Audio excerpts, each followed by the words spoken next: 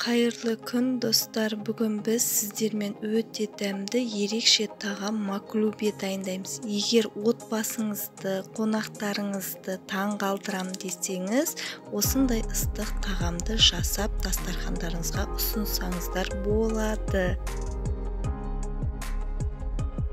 Маклубе құрамына керекті заттар: ет, менде қойдың еті, сарымсақ, сәбіз, картопты домалақ күйінде турап алдым. Алдын ала күріш жақсылап жуып тазалап алдым. Жылы суға 1 сағатқа қалдырсаңыздар болады. Ең алдымен кастрөлге және табаға майды құйып қыздырып аламыз.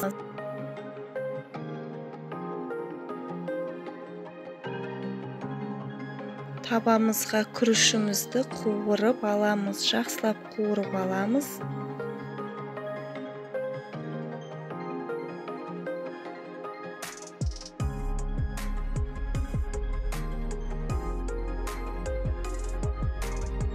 Келесі сәбізімізді майға жақсылап қуырып аламыз, екі жағын.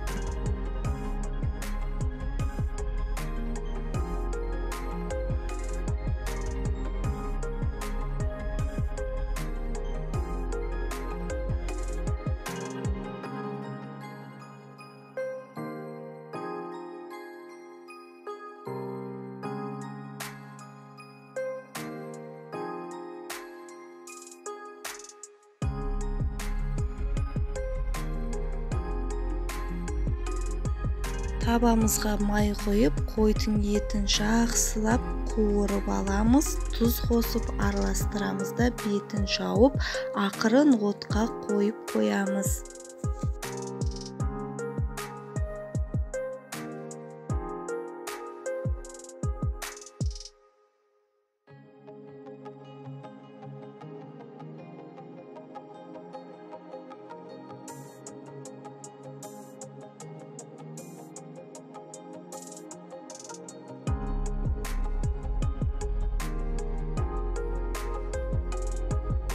Сәбіз қуырылған майға картошкамызды да қуырып аламыз. Екі жағын жақсылап қуырып қызарғанша.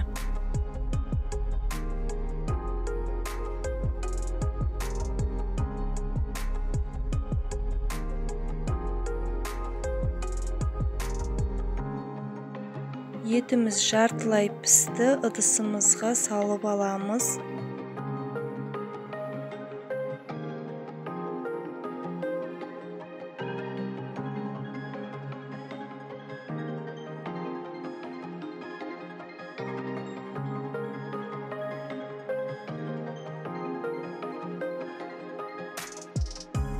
Картопымыз да пісті, сәл күйіңкіреп қалды, ештеңе етпейді, зато дәмі күшті болады.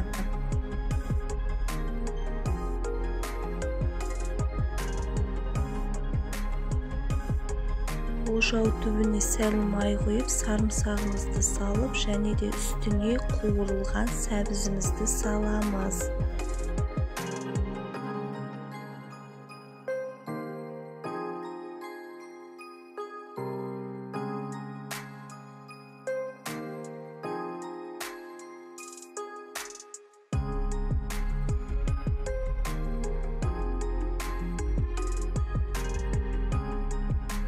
Сәбізден кейін қуырылған етімізді саламыз. Одан кейін картошка қуырылған, бірінде күйгені ештеңе етпейді, зато күшті дәм береді.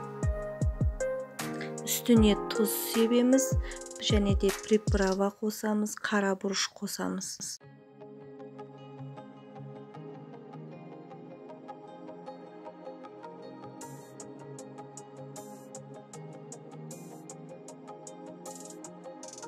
Үстіне күрішімізді салып, қайнаған су құйып, ақырын отқа пешке қоятын боламыз 20 минутқа.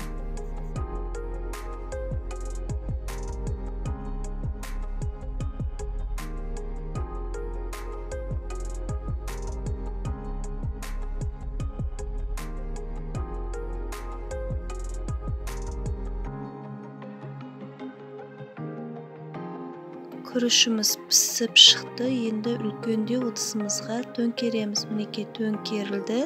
Енді қасықпен ұрғылаймыз. Түбіндегісі түседі.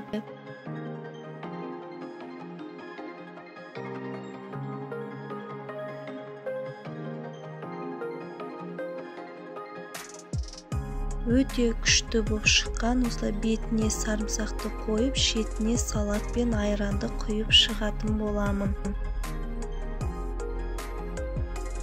Менің видеомды көріп отырсаңыздар, лайк басып, комментария қалдырып, подписация батырмасын басып, қолдап кетсеңіздер болғаны. Алда түрлі рецептпен бөлісетін боламын.